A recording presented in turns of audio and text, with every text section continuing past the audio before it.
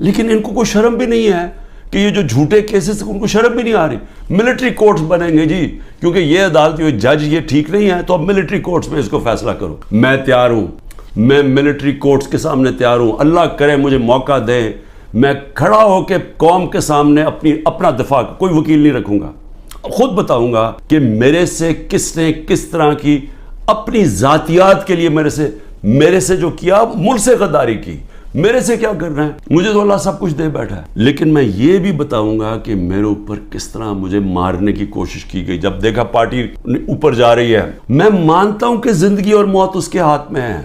میں مانتا ہوں کہ اللہ کے علاوہ کوئی مجھے ذلیل نہیں کر سکتا. میرے اعمال مجھے ذلیل کریں گے اور اللہ کی اجازت سے, نہ ہی مجھے کوئی عزت دے سکتا ہے اللہ کے علاوہ, اور میری رزق کوئی نہیں لے سکتا. جو اس نے لکھی ہوئی ہے اتنی ہونی ہے. میرا ہے کہ میں حلال سے کماؤں یا حرام سے کرواؤں. میں کیوں نہیں ملک سے باہر جا رہا, کیوں میرے اوپر آپ کو پتا ہے کہ اب 6 اور FIR آج کاٹ دی ہیں. 170 پہلے کراس کر گیا تھا, اب 6 اور 180 کے قریب پہنچ گیا ہوں. میں ہر وقت نہیں FIR آ جاتی ہے. میں عدالتوں میں جاتا ہوں, میرا سارا ٹائم ایک عدالت سے دوسری عدالت چاہتا ہوں, اور میں اپنے وکیلوں کو آج سلام کرنا چاہتا ہوں جس طرح وہ کھڑے ہیں اور وہ جس طرح وہ لڑ رہے ہیں میرے لیے. لیکن میں لڑتا رہوں گا, لیکن مجھے پتا انہوں نے جیل میں ڈالنا ہے. وہ ہو ہی نہیں سکتا کہ میں سارے کیسز کے کون کبھی سنا ہے کسی ملک کی تاریخ میں کہ 180 کیس ایک آدمی پہ کر دیے جائیں 6 مہینے کے اندر؟ کبھی سنا ہے کوئی دنیا کے اندر اس کی کوئی مثال ہے؟ کوئی مثال ہے کہ ایک دن میں 15 کرمنل کیس ہو جائیں؟ کوئی ہارڈنڈ کرمنل نے بھی کبھی 15 ایک ہی دن میں 15 وارداتیں کی ہیں؟ کیس ہمارے الیکشن پہ الیکشن 30 الیکشن جیت گئے, 37 میں سے کہ ساری پولیس بھی ہے, گورنمنٹ بھی ہے, الیکشن کمیشن بھی ہے, اسٹیبلشمنٹ بھی ساتھ کھڑی ہے, اس کے باوجود جیت رہے ہیں. تب مارنے کی کوشش کی. 3 نومبر کو میرے اوپر جو وزیرآباد میں واردات تھی, اس سے پہلے میرا ہیلی کاپٹر آ رہا تھا, بڑا ہیلی کاپٹر تھا, ہم DI خان پختونخوا ادھر سے آ رہے تھے واپس سے ریلیف دینے کے لیے, وہ جب سیلاب آیا ہوا, اس کے اندر پٹرول مکس کیا گیا. وہ ہیلی کاپٹر بچتے بچتے بچتے وہاں سارا پہاڑی علاقے میں وہ بڑا ہیلی کاپٹر تھا, لینڈ ہی نہیں کر سکتا تھا. وہ اللہ کا کرم ہے کہ وہ بچتے بچتے ایک جو بھی پہلی جگہ ملی اس کے آ کے اس نے پوٹوار اتر گیا. پھر ایک آدمی انہوں نے جو پختونخوا کے اندر ان کی محمود خان نے پکڑا, ایک آدمی جیل میں ڈالا جس کو اوپر مجھے قتل کرنا تھا.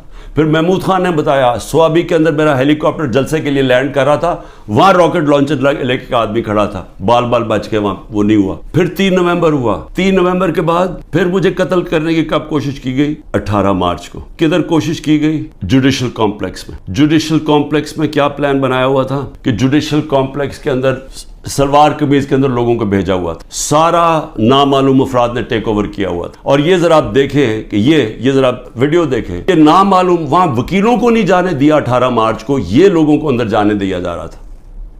اور اس کا مقصد کیا تھا ان کو اندر بھیجنے کا؟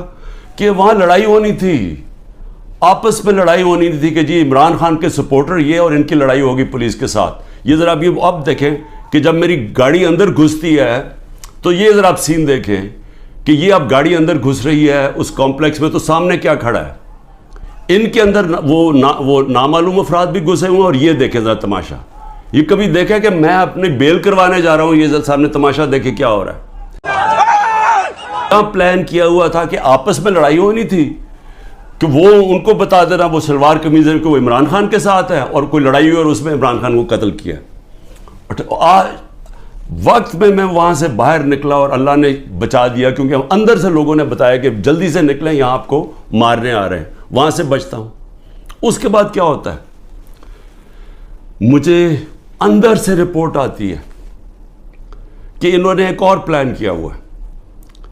انہوں نے یہاں زمان پاک کے باہر, اس وقت آپ کو پتہ ہے بڑے ہمارے کارکن تھے, ان کے اندر انہوں نے تحریک انصاف کے وہی مفلر پہن کے, تو انہوں نے وہاں گھس کے, تو یہ کیا کرنا تھا, اکٹھے ہو رہے ہیں.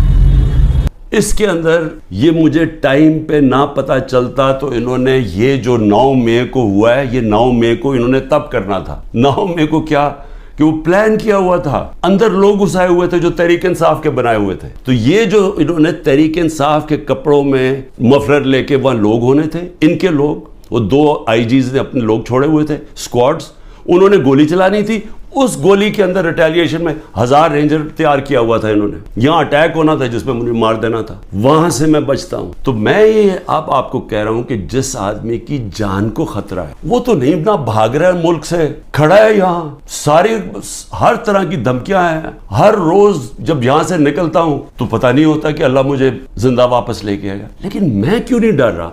मैं अपनी कौम को ये बताना चाहता हूँ कि अल्लाह में ईमान मजबूत करे। देखें, ये इस वक्त अगर आप ना खड़े हुए और ये जुल्म के सामने आप झुक गए और ये जो खौफ की जंजीरों में बंधे रह गए, तो आगे तो आपको कोई मुस्तकबिल नहीं है। सिर्फ आज़ाद कौमों का मुस्तकबिल होता है, जो मैं आपको बार बार कह रहा हूँ। मैं सिर्फ अपनी कौम को आखिर में ये कहना चाहता हूँ कि देखिए, फिर से ये दो रास्ते हैं अब हमारे सामने। हम एक जिंदा कौम की तरह खड़े हों, हम एक कौम फैसला करे कि हमने ये जुल्म नहीं बर्दाश्त करना, कि हम सारी कौम खड़ी हो उन लोगों के साथ जिनके घर तोड़ के रात को जाके पुलिस जाके उनके ऊपर उनका घर लूटती है, तोड़ती है, उनकी ना उनके बीवी बच्चे देखते हैं, ना उनके नौकर देखते हैं। अच्छा, नौकरों को उठा के ले जाते हैं, वहां पख्तूनख्वा में गाड़ियां उठा के ले जाते हैं, ये पुलिस कर रही है। तो ये इसके लिए मैं चाहता हूँ सारे वकील खड़े हों, जिसका भी घर तोड़ें, और मैं अपनी सारी पार्टी को कह रहा हूं आपसे, हम इनके खिलाफ केस करें, आईजीज के खिलाफ केस करें,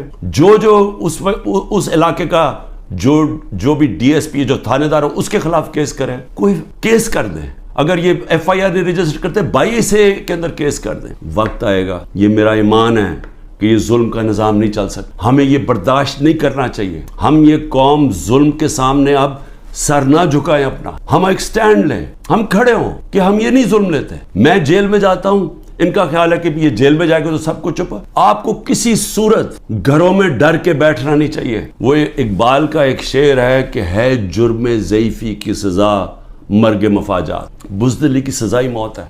और फिर ला इलाहा इल्लल्लाह का एक शेर है कि बुतों से तुझे उम्मीदें, खुदा से ना उम्मीदी। मुझे ये बता तो सही, और काफरी क्या है, और कुफर क्या है, शिर्क क्या है, कि ये जुल्म के और ये खौफ के बुत के सामने आप झुकते जाएं, अल्लाह के ऊपर ईमान ना रखें। मैं जैसा भी जिंदगी मैंने गुजारी है, मैं कोई फरिश्तों की जिंदगी नहीं गुजारी, लेकिन मैं अल्लाह का शुक्र करता हूँ कि उसने मुझे ईमान दिया है, और ईमान की कुव्वत सब कुव्वतों से ऊपर होती है। अल्लाह ने ला इलाहा इल्लल्लाह दिल में डाल दी है, इसलिए मुझे खौफ नहीं है।